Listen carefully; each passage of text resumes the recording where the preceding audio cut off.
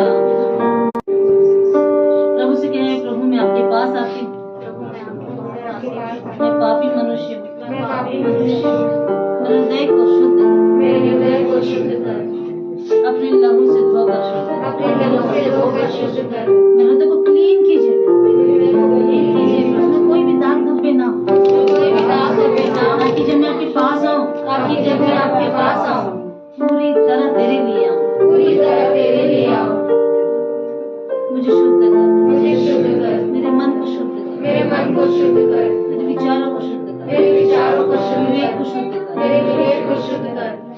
ये प्रार्थना है मेरी कि जब मैं तेरे भवन में आई हूँ तो पूरी तरह से पवित्रता के साथ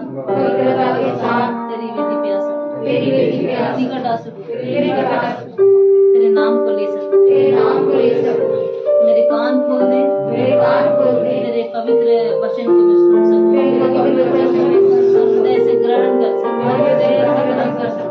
ये प्रार्थना है मेरी। मैं आपके पास आती हूँ यीशु के नाम से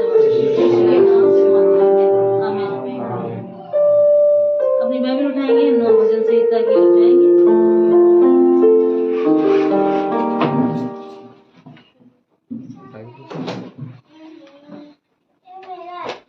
भजन संहिता 19 निकालेंगे।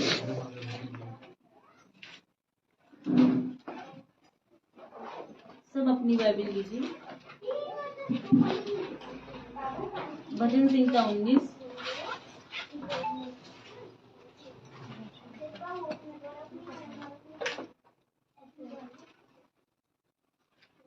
सब तैयार है जी। आकाश परमेश्वर की महिमा का वर्णन कर रहा है और आकाश मंडल उसकी हस्त कला को प्रकट कर रहा है। ना तो कोई बोली है और ना कोई भाषा जहाँ उनका शब्द सुनाई नहीं देता है। उनका स्वर सारी पृथ्वी पर गूंज गया है और उनके वचन जगत की छोर तक पहुँच गए हैं। उनमें से मृत्यु के नीचे मंडप खड़ा किया है। जो दुल्हे के समान अपने महल से निकलता है, वह शूरवीर के समान अपनी दौड़ दौड़ने में हर्षित होता है। वह आकाश के तेज से निकलता है और वह उसकी पृथ्वी की रख मारता है और उसकी गर्मी सबको पहुँचती है। यहोवा की व्यवस्था खरी है, वह प्राण को बहाल कर देती है। यहोवा के नियम विश्वास योग्य है, साधारण लोगों को बुद्धिमान बना देते हैं। यहोवा के उपदेश सिद्ध है, हृदय को आनंदित कर देते हैं। यहोवा की आज्ञा निर्मल है, वह आंखों में ज्योति ले आती है। यहोवा का भय पवित्र है, वह अनंत काल तक स्थिर रहता है। यहोवा के नियम सत्य और पूरी रीति से धर्ममय है। वे तो सोने से और मधुर से भी बढ़कर मधुर है। वे मधु से और टपकने वाले शहद से भी बढ़कर मधुर है। उन्हीं से तेरा दास चिताया जाता है, उनके पालन करने से बड़ा ही प्रतिफल मिलता है। अपनी भूल चूक को कौन समझ सकता है? मेरे भूख पापों से तू मुझे पवित्र कर। तू अपने दास को ढिठाई के पापों से भी बचाए रख, वे मुझ पर प्रभुता करने ना पाए। तब मैं सिद्ध हो जाऊंगा और बड़े अपराधों से बचा रहूंगा। मेरे मुंह के वचन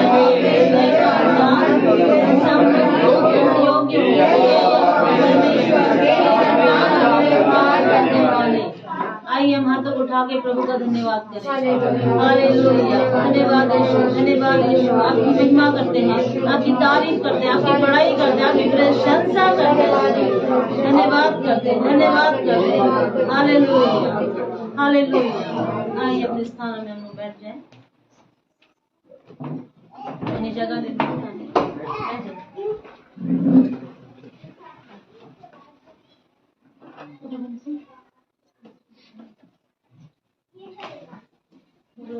रोशन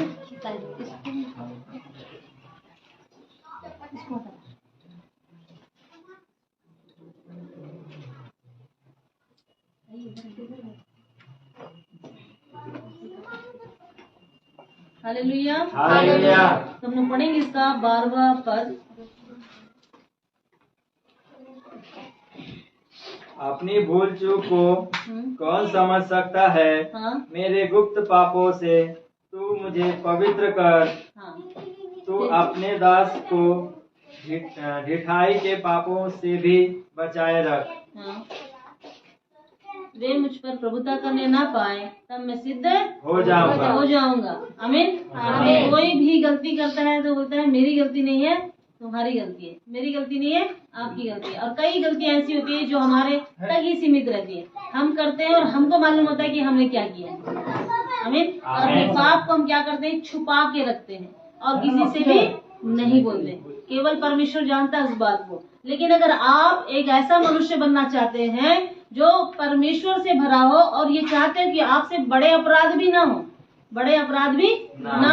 क्योंकि आप जानते हैं कि आप क्या कर चुके हैं, भूल चूक कर चुके हैं, लेकिन अब आपसे वो भूल चूक ना हो, अब आपसे वो बुरे काम, वो बुरी बातें ना हो, आपके जीवन से वो दाग पूरी तरह खत्म हो जाए और आप पूरी तरह चंगे हो जाए।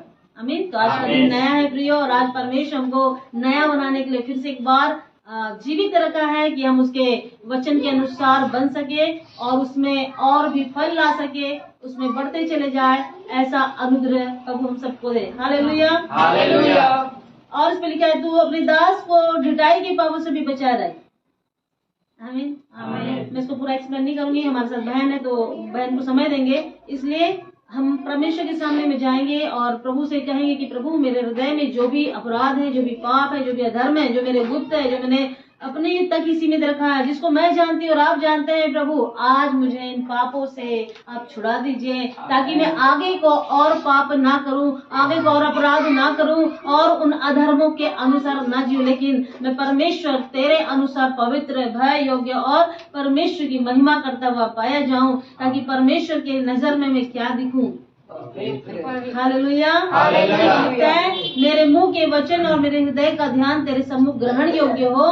हे यहोवा परमेश्वर, मेरी चट्टान और मेरे उद्धार करने वाले। अगर आप चाहते हैं कि उद्धार के जीवन में चलते रहे, आप चाहते हैं कि परमेश्वर को आप चट्टान, उस चट्टान पर आपने घर बनाया है तो कभी गिरेगा नहीं। लेकिन कब गिरता है, जब हम परमेश्वर को चट्टान कहना या चट्टान मानना छोड़ देते हैं। और वो कब करते हैं, जब हम ढिठाई के पापों को करते रहते हैं, अपराधों को करते रहते हैं, अधर्मों में बने रहते हैं और सोचते हैं कि हम बहुत अच्छे हैं, हम में कोई पाप नहीं है, कोई गुनाह नहीं है, कुछ नहीं किया।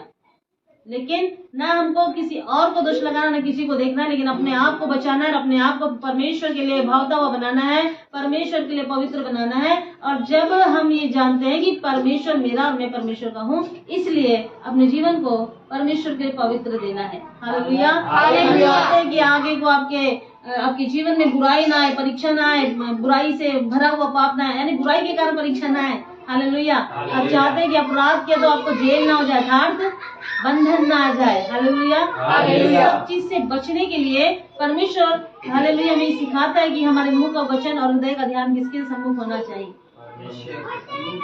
उसके सम्मुख। हम लोग मनुष्य के सम्मुख देखते हैं तो हम अपने पाप को कभी भी नहीं बोलेंगे कि मैं पापी हूँ, लेकिन परमेश्वर के सम्मुख हम जाते हैं तो हमारे पाप दिखते हैं हमको।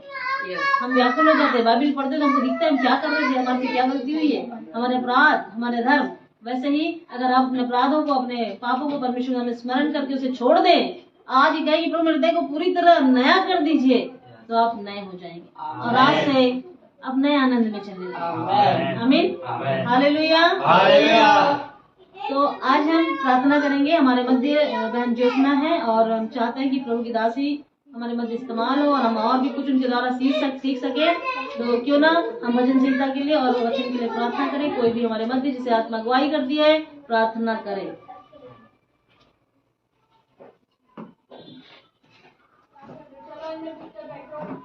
हालेलुया। धन्यवाद पिता परमेश्वर। प्रभु जी धन्यवाद करते पिता, एक बार फिर से सारी कलीसिया परिवार के साथ, सारी मंडली के साथ पिता परमेश्वर इस पवित्र दिन में प्रभु जी आपके भवन में आए। प्रभु जी हम धन्यवाद करते हैं प्रभु जी कि आपने भजन संहिता के द्वारा प्रभु जी आपने हमसे बोला और बातचीत किया पिता परमेश्वर। प्रभु जी धन्यवाद करते हैं प्रभु जी कि आपने प्रिय दासी को भी इस भवन में लाया पिता परमेश्वर, आज हमारे बीच में लाया प्रभु जी। पिता जब वो खड़े होते हैं पिता परमेश्वर आपके वचन को लेके प्रभु जी, ये पिता परमेश्वर मुक्त हो उनका प्रभु प्रभु जी बोलना आपकी ओर से हो पिता परमेश्वर। आज जो भी वचन वो देते हैं प्रभु, जो आपकी ओर से वचन है प्रभु जी, हाँ पिता वो वचन हमारे हृदय को छेदने वाला हो प्रभु जी।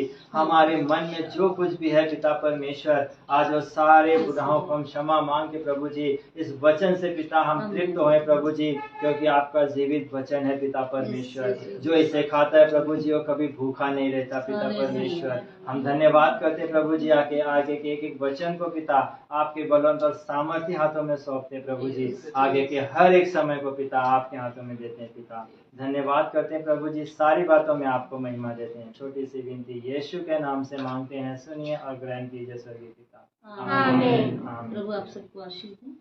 आइए हम बहन का स्वागत करने का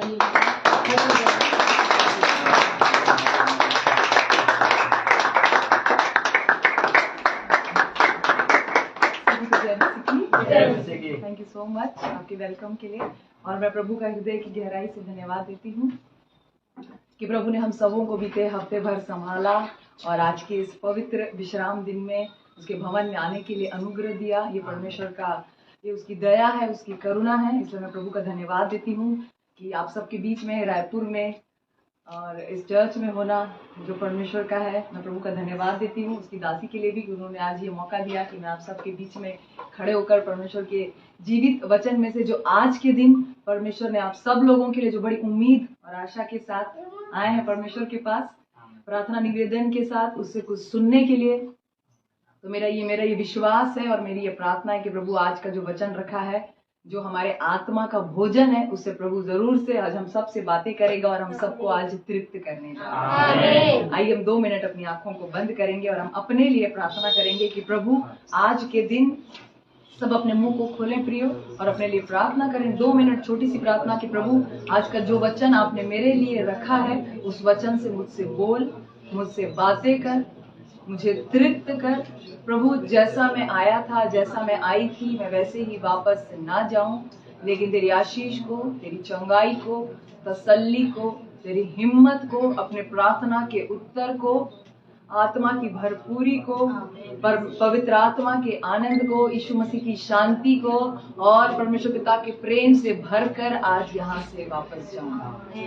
प्रभु आज अब हम सब से बोलिए, बातें करिए। पवित्र आत्मा हम आपका स्वागत करते हैं प्रभु, आप हमारे सबसे अच्छे शिक्षक हैं प्रभु, आपका स्वागत है प्रभु जी आज बीच में। प्रभु जी हालेलुया, हमारे बीच में आप जुम्बिश करें पवित्र आत्मा, अपनी कलीसिया से प्रभु, अपनी दुल्हन से आज अपने वचन से बोलें और बातें करें प्रभु हालेलुया। और जब आज आपका जीवित वचन हम सुनते हैं प्रभु, होने दीजिए हम सबका मन यीशु के नाम से नया हो जाए आपके वचन के द्वारा प्रभु, ताकि हम सब का चाल चलन बदलता जाए और हम परमेश्वर की भली और भावती और सिद्ध इच्छा को अनुभव से मालूम करने वाले लोग हैं प्रभु। आज ऐसे कामों बातों को अपने वचन के द्वारा आप हमारे जीवन में करें प्रभु। धन्यवाद देते हैं सारी बातों के लिए, यीशु के नाम से मांगते हैं, आमीन। हालेलुया, हालेलुया, हालेलुया, हालेलुया। प्रभु का धन्यवाद हो प्रियो। और जो वचन आज मैं आपके बीच में बांटना चाहती हूँ जो परमेश्वर ने दिया है, और आज का जो संदेश है उसका शीर्षक है कि हमारा परमेश्वर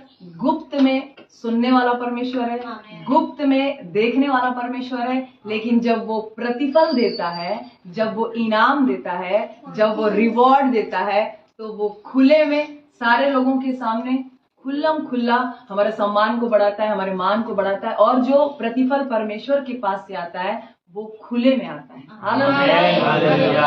तो आज के संदेश का शीर्षक है कि हमारा परमेश्वर खुले रूप में प्रतिफल देने वाला परमेश्वर। हालेलुया। आइए हम वचन में से देखेंगे और सच में आज हम में से बहुत लोग अपने प्रार्थनाओं के उत्तर को पाने जा रहे हैं। आज हम परमेश्वर के आनंद से भरे जाने वाले हैं। हालेलुया। हम सब निकाल लेंगे मत्ती रचित सुसमाचार नया नियम की पहली पुस्तक और उसका 6वां अध्याय। उसमें से हम 3 बातों को देखेंगे जो यीशु मसीह ने बोली है, जो हमें गुप्त में करनी है। और आज हम देखेंगे कि किन बातों को परमेश्वर चाहता है कि हम गुप्त में रखें। गुप्त शब्द से परमेश्वर के वचन से आज हम क्या परमेश्वर हमसे बोलना चाह रहा है, क्या हमको सिखाना चाह रहा है, हम देखेंगे। मत्ती रचित सुसमाचार उसका 6वां अध्याय और सबसे पहले पढ़ेंगे उसका 3रा वचन। जी पढ़िए। परंतु जब तू दान करे तो जो तेरा दाहिना हाथ करता है उससे तेरा बायां हाथ न जानने पाए, ताकि तेरा दान गुप्त रहे, और तब तेरा पिता जो गुप्त में देखता है वह तुझे प्रतिफल देगा।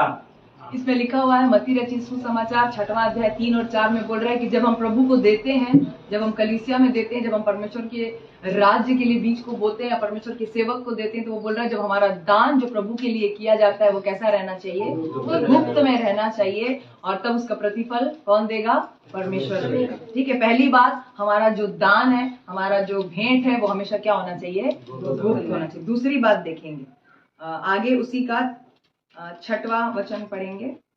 परंतु जब तू प्रार्थना करे तो अपनी कोठरी में जा और द्वार बंद करके अपने पिता से जो गुप्त में है प्रार्थना कर, तब तेरा पिता जो गुप्त में देखता है तुझे प्रतिफल देगा। प्रार्थना करते समय अन्य जातियों के समान बक न करो, क्योंकि वे समझते हैं कि उनके बहुत बोलने से उनकी सुनी जाएगी। Thank you, hallelujah. दूसरी बात यीशु मसीह बोल रहे हैं कि जब हम प्रार्थना करते हैं तो बहुत सारे लोगों के समान हमको उसको सबके सामने पब्लिकली बाजारों में चौकों में नहीं करना है, लेकिन बोल रहे हैं कि जब तू प्रार्थना करे तो दूसरी बात जो परमेश्वर हमको सिखा रहे हैं अपने वचन से, जो गुप्त में परमेश्वर चाहता है वो है हमारी प्रार्थना। परमेश्वर का वचन बोल रहा है कि जब तू प्रार्थना करे तो अपने कमरे में जाना, अपनी कोठरी में जाना और दरवाजा बंद करके, जहां से तुझे कोई नहीं देख सकता, वहां पे प्रार्थना करना। लेकिन जब हम बंद करके प्रार्थना करते हैं तो कौन देखता है, परमेश्वर। आइए तीसरी बात को भी देखेंगे, उसी का 18वां वचन अभी हम पढ़ेंगे। मत्ती रचित सुसमाचार 6वां अध्याय पढ़ रहे हैं हम, उसका 18वां वचन। ताकि लोग नहीं परंतु तेरा पिता जो गुप्त में है तुझे उपवासी जाने। इस दशा में तेरा पिता जो गुप्त में देखता है तुझे प्रतिफल देगा। हालेलुया।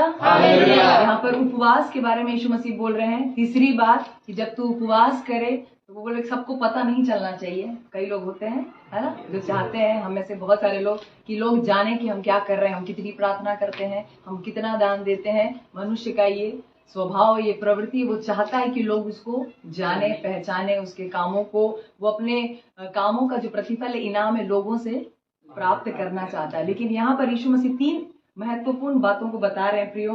पहला है, जब हम दान देते हैं, परमेश्वर बोल रहा है गुप्त में देना है। दाहिने हाथ से देते हैं तो बाएं को भी पता नहीं चलना चाहिए, इतना गुप्त होना चाहिए। दूसरी बात, जब हम प्रार्थना करें तो और लोगों के समान, जो परमेश्वर के वचन को नहीं जानते हैं, जो चौकों में, बाजारों में लोगों के सामने प्रार्थना करते हैं, ये बताने के लिए कि मैं बहुत प्रार्थना करने वाला व्यक्ति। लेकिन प्रभु बोल रहा है कि जब तू प्रार्थना करे तो कहाँ पर करना है, कोठरी के अंदर बंद करके, जहां से सिर्फ परमेश्वर देखता है। जब तू दान करे तो बायां हाथ को भी पता नहीं चलना चाहिए, तेरे दाहिने हाथ से जो दे रहा है, और वो सिर्फ किसको पता चलना चाहिए, परमेश्वर, लोगों को भी नहीं। और तीसरी बात बोल रहा है कि जब आप और मैं उपवास रखते हैं, उसके लिए भी परमेश्वर का वचन बोल रहा है लोग नहीं जानना चाहिए कि तू उपवासी है, लेकिन तो अच्छे से अपने आप को टिप टॉप रखना, तेल लगाना, अच्छे से कपड़े पहनना, ताकि लोगों को ना पता चले कि ये उपवास कर रही है 7 दिन का।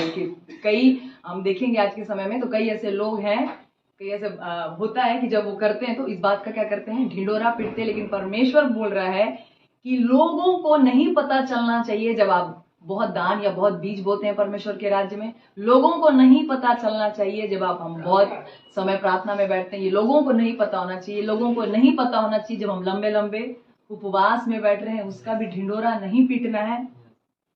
लेकिन परमेश्वर का वचन बोल रहा है कि पिता जो गुप्त में हमें वॉच करते रहता है, हर समय देखते रहता है, सिर्फ उसको पता होना चाहिए कि मेरा बेटा कितना देने वाला बेटा बेटी है, मेरा बेटा कितना, मेरी बेटी कितनी प्रार्थना करने वाली है, और मेरी बेटी कितना उपवास करती है। ये लोगों को मालूम हो या ना हो, लोगों के सामने हमारा इम्प्रेशन धर्मी हो ना हो, लेकिन परमेश्वर जो गुप्त में देखता है, यहाँ पर बोल रहा है 18 वचन में कि परमेश्वर तेरा पिता जो गुप्त में है, उसको पता होना चाहिए कि मेरा बेटा या मेरी बेटी क्या कर रही है, उपवास कर रही है। और इस दशा में तेरा पिता जो गुप्त में देखता है वो प्रतिफल देगा। हालेलुया। बाइबल में लिखा हुआ इस वचन को हम अच्छे से जानते हैं। इब्रानियों 11:6 में परमेश्वर बोला कि जो भी परमेश्वर के पास आता है, हम जब सब यहाँ पर आए हैं तो हम विश्वास के साथ आते हैं कि परमेश्वर हम जो भी कर रहे हैं उसका प्रतिफल देगा। अगर अब हम बीमारी में आए हैं परमेश्वर के पास तो हमारा ये इच्छा होता है कि परमेश्वर हमको चंगाई दे। जब हम आंसुओं के साथ आते हैं हम परमेश्वर से शांति की अपेक्षा करते हैं। हम परमेश्वर से प्रतिफल पाने के लिए आते हैं। हालेलुया। और सच में हमारा परमेश्वर प्रतिफल देने वाला परमेश्वर है। वो ऐसा पिता है जो अपने बच्चों को उसको देना क्या होता है, अच्छा लगता है। जैसे हर माता पिता अपने बच्चों की हर एक इच्छा को पूरी करना चाहते हैं, मेरा और आपका परमेश्वर भी प्रतिफल देने वाला परमेश्वर। लेकिन आज परमेश्वर ये सिखा रहा है आपको और मुझको कि ये 3 बातें हैं जो परमेश्वर बोल रहा है कि गुप्त में की जानी है। लेकिन तीनों वचन को जब आप और भी घर में जाकर अच्छे से अध्ययन करेंगे आपको समझ आएगा कि इन तीनों बातों का जब प्रतिफल आपके और मेरे जीवन में आएगा तो वो लोगों के सामने आएगा। परमेश्वर सबके सामने मेरे और आपके मान सम्मान को क्या करेगा, बढ़ाएगा। परमेश्वर के लिए गुप्त में काम करना परमेश्वर के लिए बहुत महत्वपूर्ण है, क्योंकि नीति वचन 25:2 अगर आप पढ़ेंगे उसमें लिखा हुआ है कि परमेश्वर की जो महिमा है वो गुप्त रखने में होती है। मेरे और आपके परमेश्वर को गुप्त तरीके से काम करना, सीक्रेटली काम करना पसंद है। वो दिखा कर बता कर ढिढोरा पीट कर काम करने वाला परमेश्वर नहीं है। वो आश्चर्य में डालने वाला परमेश्वर है, वो आश्चर्य कर्म करने वाला परमेश्वर। और आश्चर्य सरप्राइज कब होते हैं हम, जब हमको कुछ पता नहीं होता है और अचानक से जब कोई बात हो जाता है तब हम क्या हो जाते हैं, और सरप्राइज हम सबको अच्छा लगता है। अगर मेरा जन्मदिन है और मैं सोची हूँ कि मुझे मनाना नहीं है, लेकिन अचानक मेरे परिवार या मित्र अचानक से मेरे लिए है ना बड़ा सा पार्टी का आयोजन करे और मैं घर आऊं और देखें लोग आए हुए हैं और पूरा घर सजा हुआ है, केक लगा हुआ है टेबल में, तो मुझे क्या हो जाएगा, मैं सरप्राइज हो जाऊंगी और मैं खुश हो जाऊंगी। मेरा और आपका परमेश्वर का भी काम करने का तरीका ऐसा है। वो गुप्त में काम करता है और वो चाहता है कि आप और मैं गुप्त में उसके साथ समय को बिताएं, उसके साथ प्रार्थना को करें जब तक कि उत्तर नहीं आता। और जब उत्तर देने का समय आएगा वो सब काम और वो सब बात, वो सब परिश्रम, वो सब आंसू जो मैं और आप परमेश्वर के साथ अकेले में, ना किसी को बताते हुए ना किसी को दिखाते हुए, जो अकेले में हम लोग समय को बिताएंगे उसके साथ, जो मेरे आंसू अकेले में रात के समय बिस्तर में है ना गिरते हैं, या प्रार्थना के समय आपके और मेरे आंसू गिरते हैं जो कोई नहीं देखता, क्योंकि हम लोगों के सामने अपने चेहरे पे स्माइल रखते हैं, लेकिन हम परमेश्वर के सामने आंसुओं को गिराते हैं। तो परमेश्वर उन सारी बातों का जब इनाम देगा तो वो खुले रूप से सबके सामने देगा और मेरे और आपके सम्मान को क्या करेगा, बढ़ाएगा। हालेलुया, हालेलुया, हालेलुया। हम एक और वचन पढ़ेंगे, भजन संहिता उसका 139 उसका 15 में।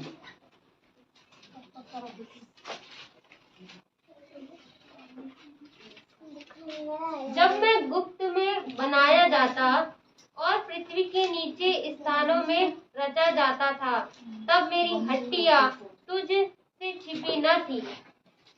भजन संहिता 139 उसका 15 में लिखा हुआ है, दाऊद बोल रहा है कि जब मैं गुप्त स्थान में बनाया जाता था तब परमेश्वर क्या करता था, देखता था। परमेश्वर का मेरे और आपके जीवन में जो बनाने का काम है, जिस सेवा के लिए, जिस बुलाहट, जिस इच्छा, कार्य योजना को पूरा करने के लिए हम में से प्रत्येक को परमेश्वर ने इस संसार में भेजा है, जब परमेश्वर आपको और मुझको तैयार करता है कि हम उसकी महिमा करें अपने जीवन से, उस प्रतिज्ञा के देश में पहुंचे और उस बुलाहट में हम चले जिसके लिए परमेश्वर ने हमको बुलाया है, तब परमेश्वर ये चाहता है कि आप और मैं ज्यादा से ज्यादा समय गुप्त स्थान में अपने परमेश्वर के साथ बिताएं। हालेलुया। हम प्रार्थना गुप्त में करें, हम उपवास गुप्त में रखें, हम परमेश्वर के गुप्त स्थान में हमेशा पाए जाए। हम देखेंगे आगे परमेश्वर का गुप्त स्थान कौन सा है, क्योंकि जब हम गुप्त स्थान में होते हैं, जब हम कमरा बंद करके प्रार्थना करते हैं, हमें कोई नहीं देखता।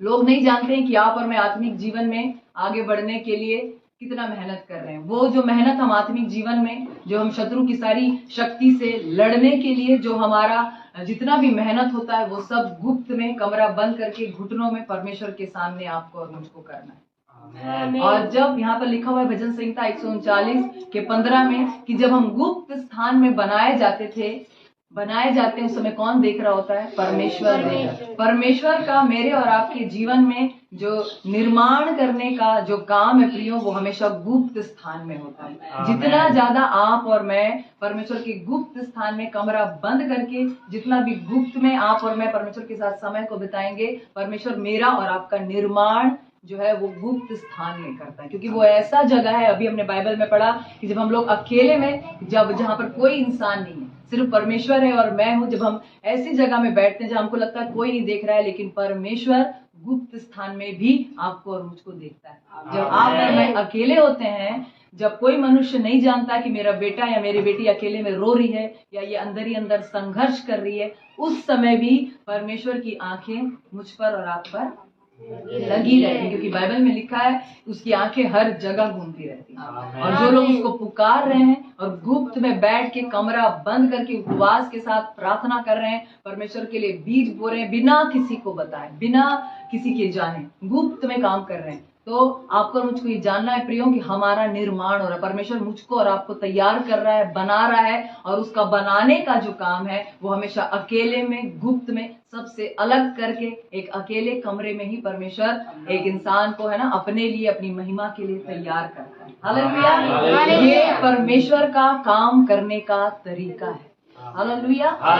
क्योंकि वो अपने लोगों को बनाने का काम, सुंदर बनाने का काम, उनको अपनी इच्छा के अनुसार तैयार करने का काम अलग करके गुप्त में, जहाँ कोई मनुष्य का नजर नहीं पड़ता, जहाँ कोई भीड़ भाड़ नहीं है, ऐसे सबसे अलग करके उसको अकेला करता है, सब संगति से अलग करता है, भीड़ से अलग करता है, परिवार से अलग करता है, अकेले में बुलाता है और वहां पर उसको क्या करता है, बोलता है अकेले में मुझसे प्रार्थना कर, मेरे साथ उपवास में समय बिता। और तब जब हम ऐसा करते हैं गुप्त में, बिना किसी के जाने, तब परमेश्वर मेरे और आपके जीवन में बिल्डिंग प्रोसेस है ना, कार्य प्रगति में रहता है। जब हम लोग गुप्त स्थान में परमेश्वर के साथ समय बिताते हैं, तेजी से निर्माण का काम हमारे जीवन में होता है। वो हम भीड़ में रह के जो काम, जो बातें हमारे जीवन में नहीं हो सकती, जो स्वभाव हमारे अंदर में निर्माण नहीं हो सकता, वो सब बातें तब होती है जब हम अकेले में, गुप्त में परमेश्वर के साथ समय बिताते। और आज के दिन इस कलीसिया के लिए परमेश्वर का यही संदेश है इन वचनों के द्वारा कि अब इस जुलाई महीने से,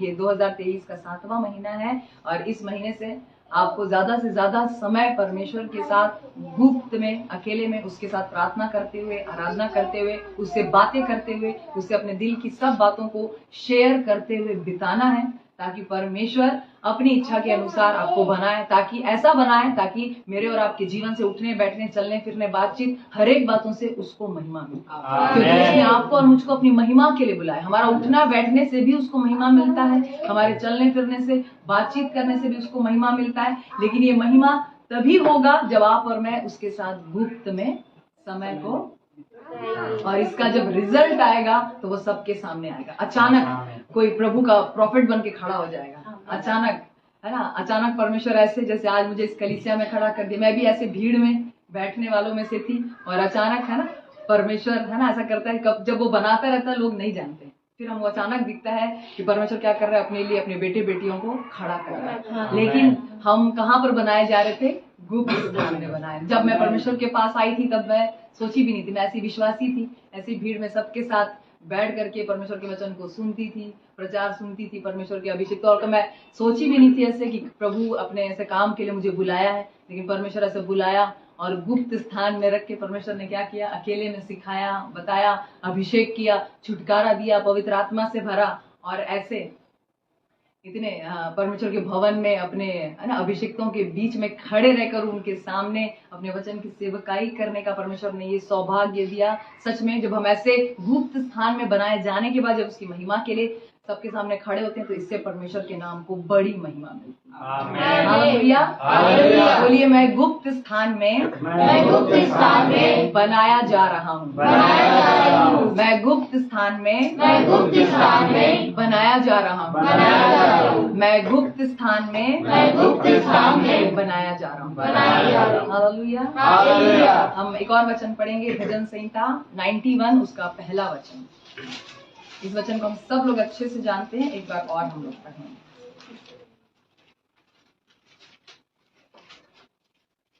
जो परम प्रधान के छाए हुए स्थान में बैठा रहे, वह सर्वशक्तिमान की छाया में ठिकाना पाएगा। हालेलुया। हालेलुया।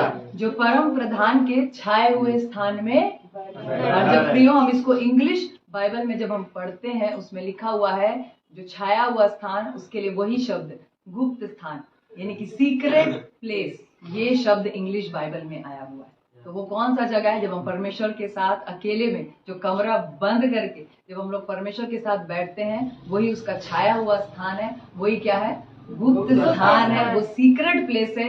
और ये परमेश्वर का इच्छा आपको सब मालूम है भजन संहिता 91 में, कि जो 91 का एक को पूरा करेगा, उसके नीचे लिखा हुआ है कोई दुख कोई विपत्ति आएगा नहीं उसके डेरे में, वो सांप अजगर को लताड़ेगा, क्या क्या होगा। लेकिन उसके लिए सब बड़ी बड़ी बातों को, सब आश्चर्य कर्मों को मेरे और आपके जीवन में देखने के लिए हमको 91 का जो पहला वचन है उसको पूरा करना है। हमको परमेश्वर के साथ सीक्रेट में समय बिताना है, उसके सीक्रेट प्लेस में आपको और मुझको बैठना है, गुप्त में, जहां कोई नहीं देखता, जहां सिर्फ परमेश्वर है। उसकी आंखें आप पे लगी है, आपके दिल पे लगी हुई है, वो आपके जुबान से निकलने वाली एक एक प्रार्थनाओं को सुन रहा है, एक एक आंसुओं को समझ रहा है।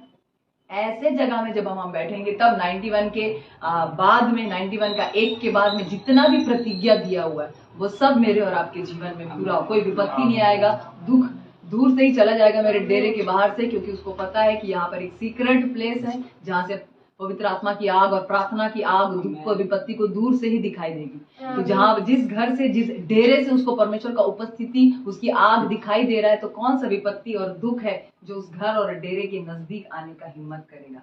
लेकिन उसके लिए आपको और मुझको एक काम करना पड़ेगा। मेरा और आपका एक सीक्रेट प्लेस, एक गुप्त स्थान हमारे घर के कोई भी कोना होना ही चाहिए। एक ऐसा जगह, एक ऐसा स्थान होना ही चाहिए जो सिर्फ परमेश्वर के लिए समर्पित हो, जहां पर आप हर दिन बैठ करके अकेले में, गुप्त में, जब आप परमेश्वर के साथ समय को बिताएंगे, तब परमेश्वर क्या करेगा? उसका प्रतिफल खुले रूप से दिखाई देगा। हम कई बार अपने घर के लोगों के उद्धार के लिए, अपने परिवार के एक एक सदस्यों के जीवनों के लिए काम करते हैं, हम उनको बोल कर नहीं समझा सकते। लेकिन जब हम गुप्त स्थान में बैठेंगे और परमेश्वर से प्रार्थना करेंगे, तो जब आप गुप्त स्थान में बैठ के प्रार्थना करेंगे, तो आपको उसका प्रतिफल खुले रूप से आपके परिवार में, आपके काम में, बिजनेस में, हर एक बातों में खुले रूप से दिखाई देगा। लेकिन आपने प्रार्थना कहाँ किया था? गुप्त स्थान में बैठ के। आपने उपवास कैसे किया था? गुप्त में, बिना किसी को बताए। आपने परमेश्वर के लिए इन सब बातों को पूरा होने के लिए बीज बोया था गुप्त में। आपने किसी को नहीं बताया कि मैं ये बात को पूरा होने के लिए विश्वास के साथ बीज भी बो रहा हूँ, बीज बो रही हूँ, मैं उपवास कर रही हूँ इस बात के लिए। आपने सब कामों को कहाँ किया? उस सीक्रेट प्लेस में, गुप्त में। और जब परमेश्वर उस प्रार्थना का उत्तर देगा, तो वो खुले रूप से लोग उसको जानेंगे, लोगों को दिखाई देगा कि इनके घर में उद्धार आया है, चंगाई आया है, आश्चर्य कर्म हुआ है। ये पहले कैसे थी, ये पहले कैसा था, और अब ये कैसा हो गया है। इसका जीवन पहले कैसा था और अब ये प्रभु को महिमा दे रहा है। लेकिन ये सब बातें कहाँ पर होती है? गुप्त स्थान में। और परमेश्वर गुप्त स्थान में उसकी नजर लगी रहती है। अब वो चाहता है कि आप और मैं, परमेश्वर ने पिछले दिनों ही, कुछ दिनों पहले ही इस वचन से मुझसे बात किया, और इसी वचन को मैं आज आपके बीच में रख रही हूँ कि जब हम ज्यादा से ज्यादा परमेश्वर के साथ जो भी आंसुओं को बहाएंगे, गुप्त में जो प्रार्थना करेंगे, इस सब का रिजल्ट गुप्त में नहीं देगा। ये परमेश्वर का खास बात कि जब हमारे प्रार्थनाओं का उत्तर देता है, हमारे मेहनत और परिश्रम का जो हम मसीह में करते हैं, जो व्यर्थ नहीं है, जब रिजल्ट का टाइम होता है ना। हम जानते हैं रिजल्ट कभी भी सीक्रेट में नहीं दिया जाता है ना। एग्जाम सेंटर में हम एग्जाम देते हैं शांति से, लेकिन जब रिजल्ट आता है तो रिजल्ट का घोषणा होता है, रिजल्ट को अनाउंस किया जाता है, ताकि सब लोग उसको क्या करें? सुन सके, देख सके, उनको पता चले। तो रिजल्ट का अनाउंसमेंट कभी भी गुप्त में नहीं होता, उसका घोषणा किया जाता है, जोर जोर से बोलकर उसको क्या करते हैं? बताते हैं। वैसे ही जब परमेश्वर आपको और मुझको प्रतिफल देगा, मेरे और आपके परिश्रम का, सारे कामों बातों का, तब वो घोषणा के साथ होगा। उसको स्वर्ग भी देखेगा, स्वर्गदूत भी देखेंगे, शत्रु भी देखेगा, हमारे रिश्तेदार, परिवार, सभी प्रभु के लोग, सब लोग देखेंगे कि कैसे परमेश्वर की महिमा इसके जीवन में हुई। प्रतिफल हमेशा खुले रूप से आता है। हालेलुया। हम रोते जरूर अकेले हैं, हम मेहनत भी अकेले में करते हैं, हम प्रार्थना भी अकेले में करते हैं, लेकिन ये सब बातों का जब रिजल्ट देगा परमेश्वर, तो वो खुले, वो छुपा नहीं रहेगा। हालेलुया। क्योंकि ये परमेश्वर का काम करने का तरीका है। जब तक वो बना रहा होता है, वो सब सीक्रेट में करता है।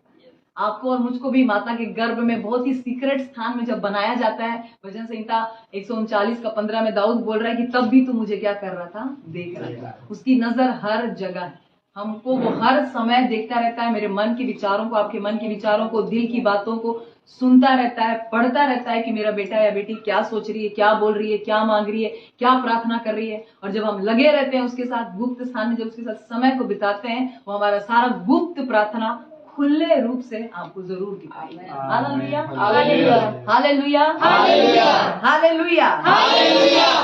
और एक वचन को हम देखेंगे, लूका रचित सुसमाचार उसका 12वां अध्याय, उसका 2रा और 3रा वचन। उसमें क्या लिखा हुआ, ये परमेश्वर का तरीका है।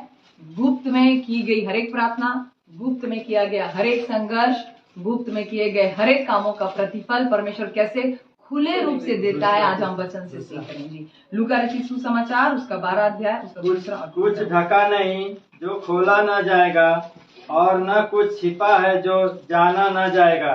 इसीलिए जो कुछ तुमने अंधेरे में कहा है वह उजाले में सुना जाएगा, और जो तुमने कोठरियों में कानों कान कहा है वह छत पर से प्रचार किया जाएगा।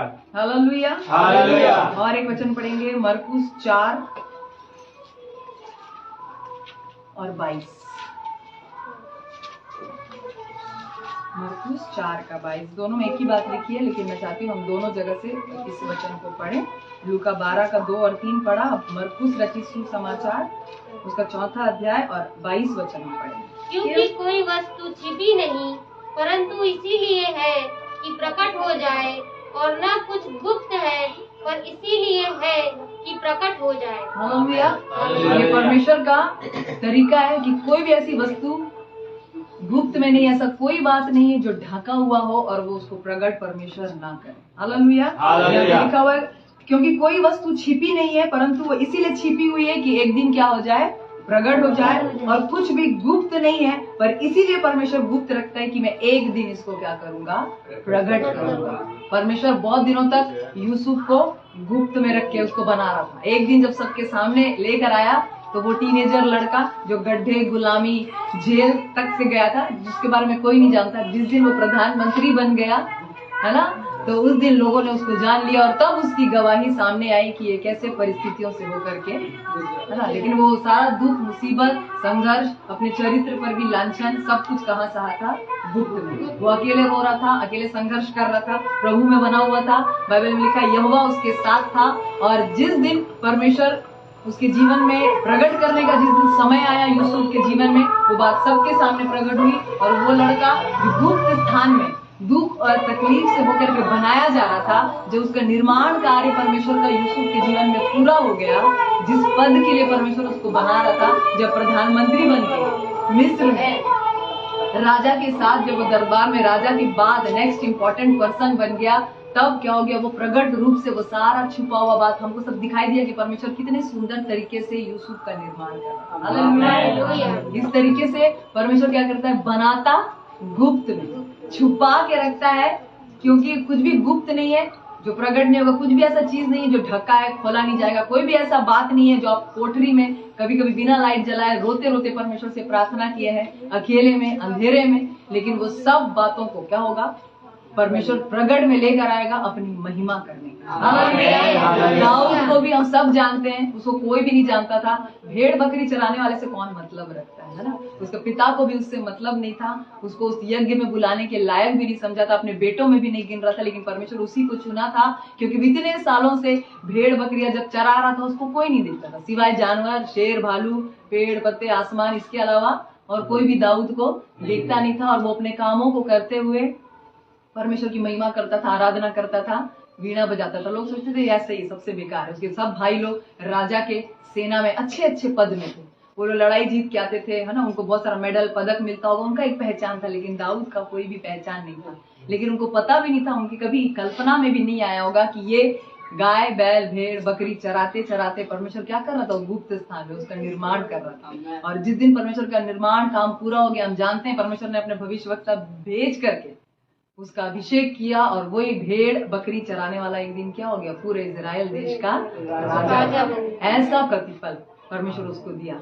लेकिन जब वो गुप्त में बनाया जा रहा था, तब उसके जीवन में भी निंदा था, अपमान था, तिरस्कार था, उसका कोई पहचान नहीं था। लेकिन जब परमेश्वर उसको पूरी रीति से बना लिया, जब उसका परमेश्वर का समय आ गया था कि जो ये छुपा हुआ है अब इसको क्या करना है, सामने लेके आना है, ये ढका हुआ है अब इसको खोलना है, उस समय जब परमेश्वर खोला तो दाऊद एक राजा बनकर के सामने आया। हालेलुया, हालेलुया, हालेलुया। वैसे हम देखते हैं प्रियो, और एक उदाहरण को देखेंगे, यूहन्ना बपतिस्मा देने वाले के बारे में हम सब लोग जानते हैं, है ना, वो यीशु मसीह का रिश्तेदार था, और हम सब जानते हैं भविष्यवाणी के द्वारा वो पैदा हुआ था। और हम सब जानते हैं कि लिखा है बाइबल में, जब तक उसका समय नहीं आया था प्रकट होने का, परमेश्वर उसको जंगल में तैयार कर रहा था। जब भी मैं यूहन्ना बपतिस्मा देने वाले के बारे में पढ़ती हूँ, सच में मैं उत्साह से भर जाती हूँ कि परमेश्वर उसको ऐसा भविष्यवक्ता बनाने के लिए, जिसके बारे में स्वयं यीशु मसीह गवाही दिया कि उससे बढ़कर अभी तक कोई भी भविष्यवक्ता नहीं हुआ है। वो इतना बड़ा भविष्यवक्ता है, लेकिन उसका निर्माण स्थान कहाँ हो रहा था? लोग उसको जानते भी नहीं थे जब वो जंगलों में रहता था। वो मेरे और आपके जैसे साधारण कपड़े भी नहीं पहन सका, है ना। हम सब जानते थे वो कैसे कपड़े पहनता था, क्या खाता था, है ना। ऐसी स्थिति में परमेश्वर उसको रखा था और वो परमेश्वर के साथ बना था और परमेश्वर उसको बना रहा था। और जब उसके छुपे रहने का स्थान का समय आ गया कि अब वो बाहर आए, जब परमेश्वर ने उसको बनाने का काम पूरा कर लिया, तब बाइबल में लिखा है कि परमेश्वर का वचन जब उसके पास पहुंचा, तब वो जंगलों में से बाहर निकला और डायरेक्ट मन फिराव का प्रचार करने लगा। और वो व्यक्ति बना जिसने स्वयं परमेश्वर के पुत्र यीशु मसीह को क्या किया? बपतिस्मा दिया। परमेश्वर ने इतना बड़ा प्रतिफल उसको दिया। हालेलुया। उसने कोई चंगाई या छुटकारा या बड़े बड़े, है ना, बड़े काम ऐसे कुछ नहीं किए। मन फिराव का उसने प्रचार किया। स्वयं यीशु मसीह को उसने क्या किया, है ना, बपतिस्मा दिया। और जब यीशु मसीह उसके पास आ रहा था, हम जानते, वो बोला कि तू क्यों मुझसे बपतिस्मा लेना चाहता है ना, मेरे को तेरे हाथ से लेना चाहिए। वो उनके बारे में बताता था कि एक ऐसा व्यक्ति मेरे बाद आ रहा है जिसके जूते का बंधन भी खोलने के मैं लायक नहीं। लेकिन जब आप और मैं परमेश्वर के साथ पूरा सपोर्ट करते हैं गुप्त स्थान में बनाए जाने के लिए प्रियो, तो उस समय हमको वो समय सब कुछ कठिन लगता है। लेकिन जब वो मेरा और आपका वो कठिन वाला समय पूरा हो जाएगा, तो परमेश्वर खुले रूप में ऐसा प्रतिफल आपको और मुझको देगा जो मेरे और आपकी सोच से भी क्या है, बाहर है। कभी उसने सोचा भी नहीं था, है ना, यूहन्ना बपतिस्मा देने वाले ने ऐसे, है ना, इतना बड़ा सम्मान उसके जीवन में आया और कि उसने यीशु मसीह को बपतिस्मा दिया। इस तरीके से मेरा और आपका परमेश्वर गुप्त में काम करता है, गुप्त स्थान में काम करने वाला परमेश्वर है, लेकिन वो रिवॉर्ड, प्रतिफल और इनाम को सबके सामने देता है। वो इसलिए ऐसा करता है ताकि वो जो दुख, तकलीफ, अकेलापन, वो सब कुछ जब हम लोग गुप्त स्थान में बनाए जा रहे थे, जो सब कुछ हमने सहा, वो सब उस सारे पुरानी बेकार मेमोरी को, यादों को मिटा देने के लिए और आनंद से भर देने के लिए परमेश्वर क्या करता है, खुले रूप में खड़ा करके हमको सम्मानित करता है। जब यूसुफ को भी भरे दरबार में राजा के बाद नेक्स्ट पोस्ट मिला होगा, तो उसको वो जेल, वो गड्ढा, उसके भाइयों का व्यवहार, उसके चरित्र पर लगाया गया दोष, वो सब कुछ परमेश्वर ने मिटा दिया। Hallelujah, hallelujah.